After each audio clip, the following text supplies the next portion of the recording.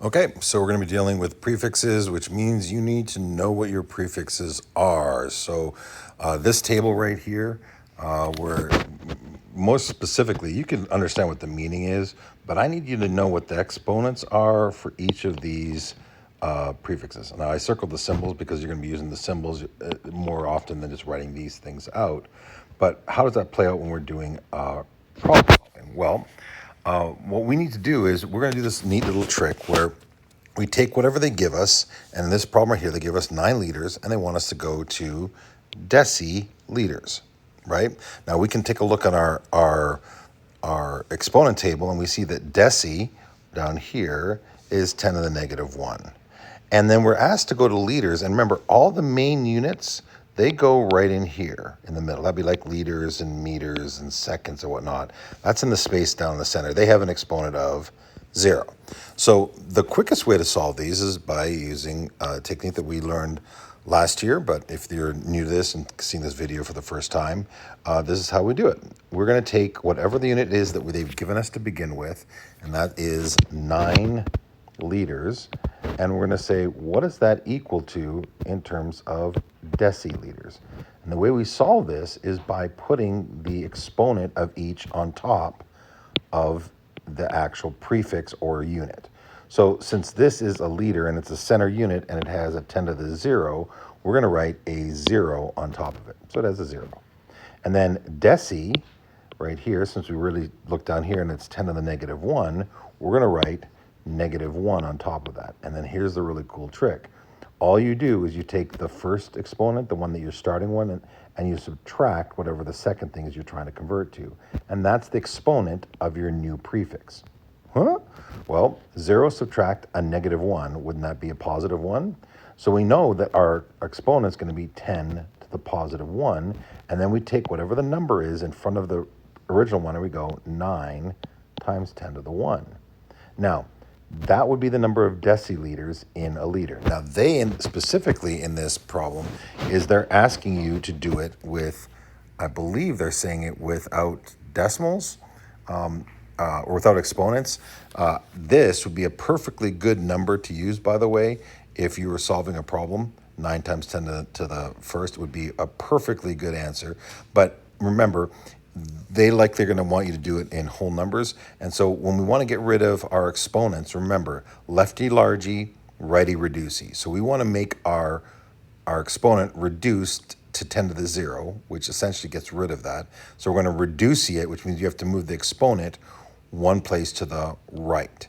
And when we move the exponent one place to the right, that's going to give us 90.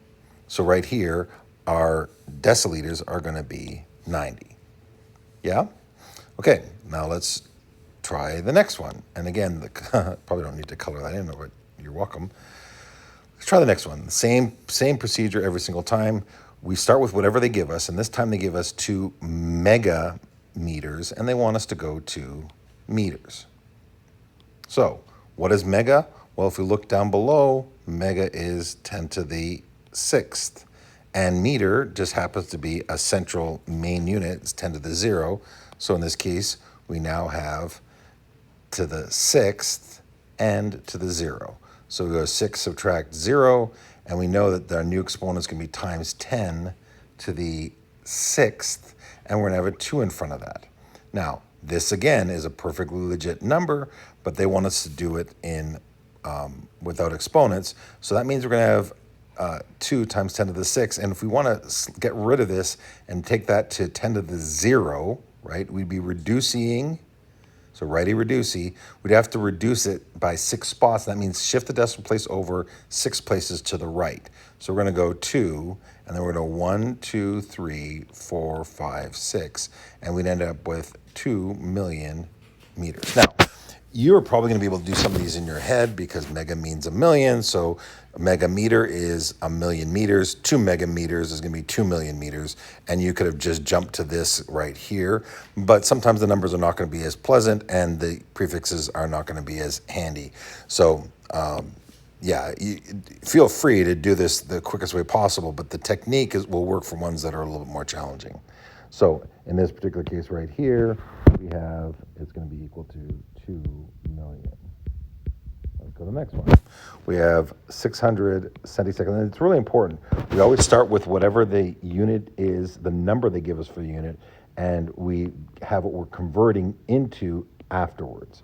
So again, and this is where once you learn your prefixes, it's going to be so much easier. But you see how centi is 10 to the negative 2. So over here, we're going to write negative 2 on top. But because I want to make it a little stand out a little more, I'm going to make sure that we do that with a different color. So this is going to be negative 2 over here. Seconds is one of our main units, so that's going to be a 0. And what we're going to do is go negative 2, subtract 0. So that's going to give us times 10 to the negative 2 and seconds. And all we're going to do is put our 600, whatever the number is, in front of it. 600 times 10 to the negative 2. Again, is this a perfectly good answer? Absolutely. The only thing I would argue is if we were writing with an exponent, we'd want to shift the decimal place over so there's only one number to the left, which ironically is what we have to do to get rid of this negative 2, because if we can make this negative 2 into a 10 to the 0, we get rid of the exponent and we just have a number. Now to go from 10 to the negative 2 to 10 to the 0, we're going to have to largy our exponent. So remember, it's lefty largy, so we're going to have to go 2 places to the left, and when we do that, we're going to end up with 6.00 times 10 to the 0 seconds. And do we ever write 10 to the 0 in something? No, we don't do that. So what's our final answer going to be here? It's going to be 6. Now, I wrote 6.00, but the reality is that's kind of a faux pas, because if you take a look, the number of sig figs they gave us in the problem, they only gave us 1 sig fig.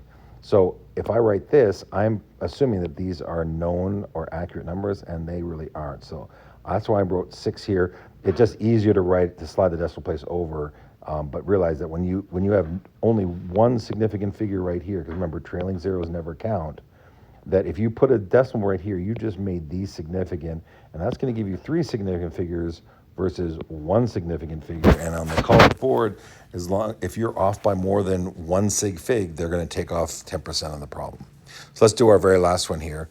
And in this case here, we want to go from grams to megagram, or by megagrams, I mean milligrams. Kind of important here. This is mega, capital M. This is milli, baby m. And let's just take a look here before we go any farther. Milli is 10 to the negative 3. So I'm just going to do this right below since we have enough room. And we're going to go 4 grams. Again, we always start with the unit that they've given us, and then we go to the unit they're asking us to convert to. That's milli. And again, what are we going to do? We're going to put our exponents on top. So grams, since it's a central unit, that's going to be a 0. Milli is 10 to the negative 3. What's 0 subtract a negative 3? That's a positive 3, and that's going to be times 10 to the third, and then we just put this 4 in front of it. So the answer would be 4 times 10 to the third milligrams. Again, perfectly great number, but they're going to want us to do this with a decimal. So this 10 to the third, we need to reduce it to 10 to the 0. And if we want to reduce something from a